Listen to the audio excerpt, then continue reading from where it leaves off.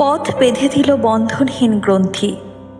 আমরা দুজন চলতি হাওয়ার পন্থী। অনেকটা প্রতিকূলতা, খারাপ সময়, অনেক ঝড়ঝাপটা সামলে 9 বছর পর পারিবারিক স্বীকৃতি পেল এই সম্পর্ক। তবে এই পূর্ণতাই শেষ কথা নয়। নতুনভাবে, নতুন ছন্দে শুরু হবে জীবন।